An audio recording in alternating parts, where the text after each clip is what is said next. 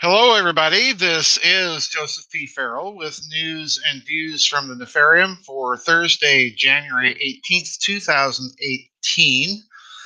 This is an unusual story because uh, when I did the wrap up with Catherine Fitz, the annual wrap up at Solari, we were talking a lot beforehand about what we can expect geopolitically this year.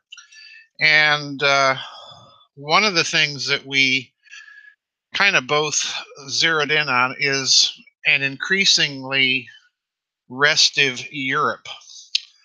Um, and this article is from the India Defense News. It was shared by Mr. KB, and it's very, very important.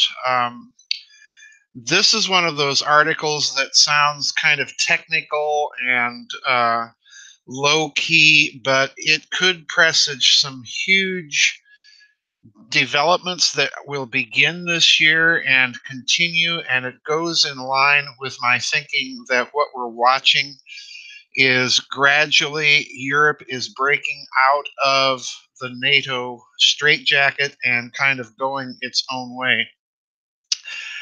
This article is titled China is in talks to sell Germany state of the art machinery, and it is regarding jet technology. Machinery and technology critical in the manufacture of high performance jet engines. A senior government scientist, this would be from China, has revealed.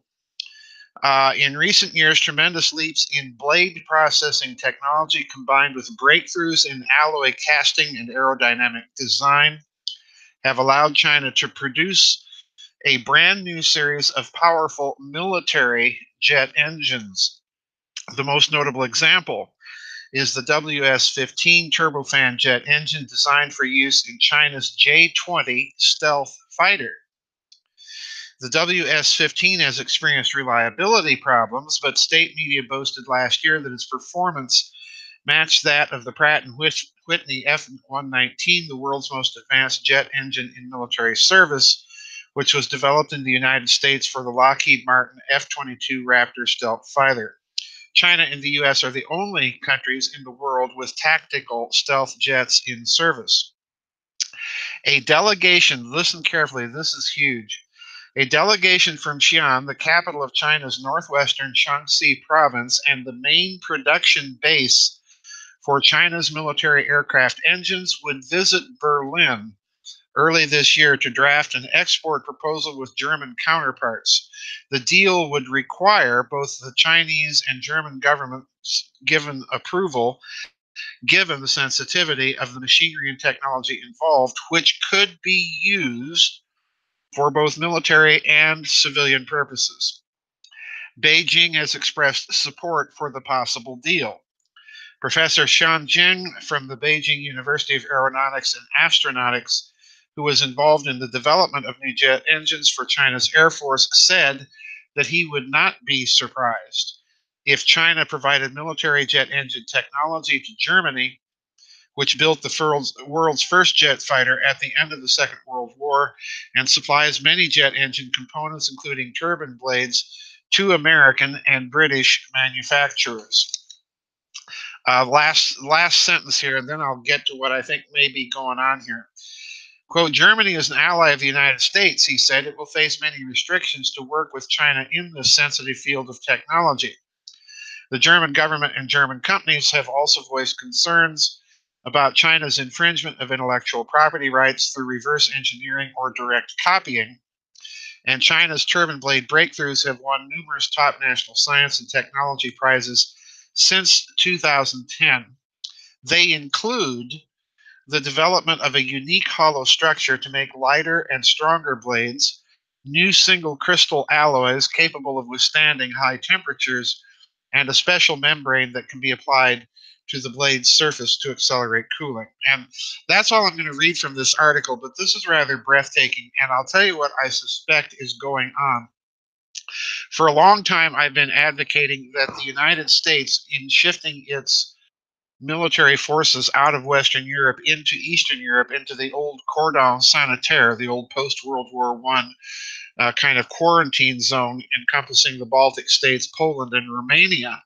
And please note, this week has also seen a state visit of Prime Minister Shinzo Abe from Japan to Romania. All right.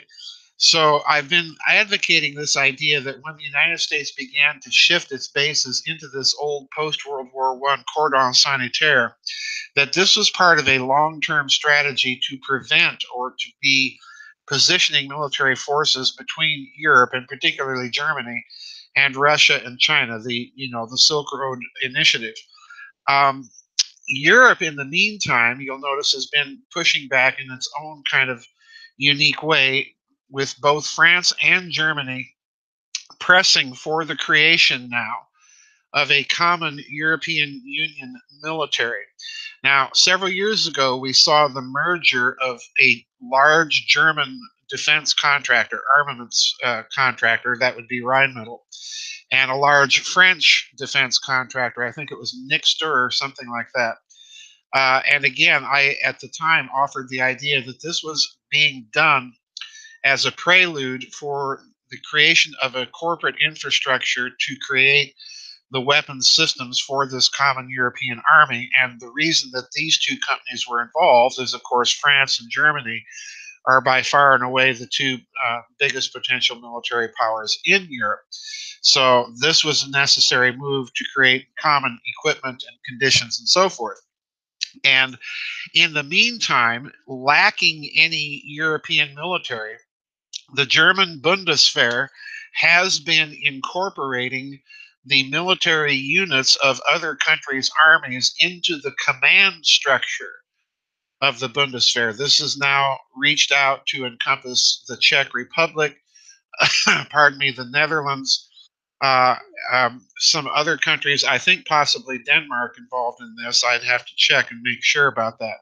But in other words, Germany's going ahead with this regardless of whether Europe is going to go along with it. So you have kind of a two-tiered redundancy. You have France and Germany pressing for the creation of a European common military, and Germany going ahead and setting up the command structures to do this anyway on its own, whether or not anything else happens.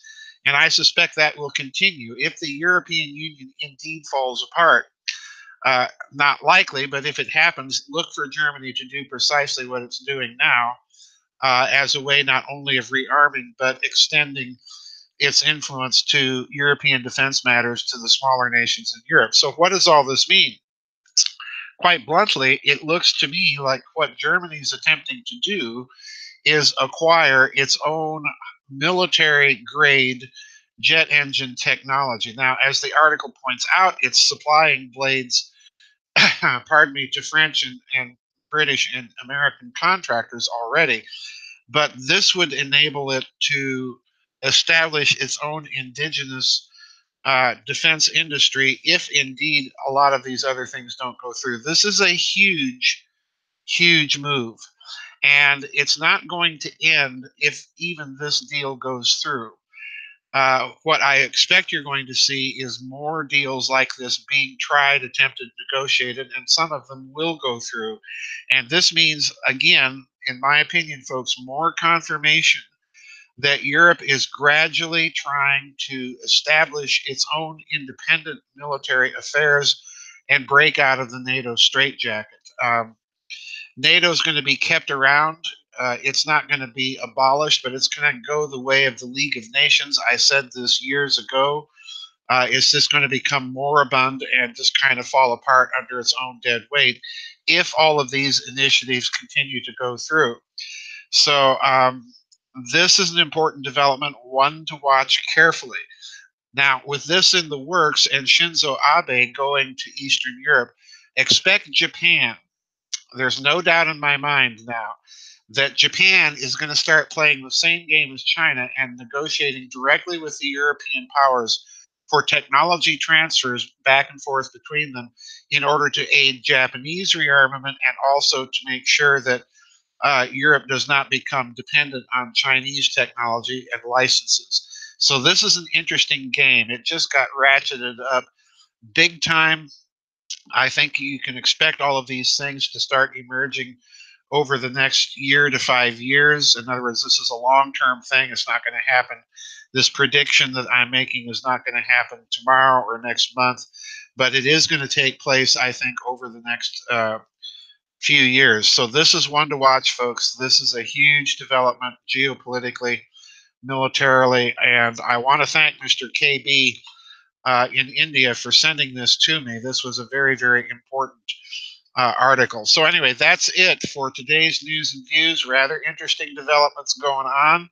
I will probably be blogging about this matter of a common European military in the coming week because there's been some other news that people have shared with me. So it's heating up, folks, and we'll see you on the flip side. Bye bye.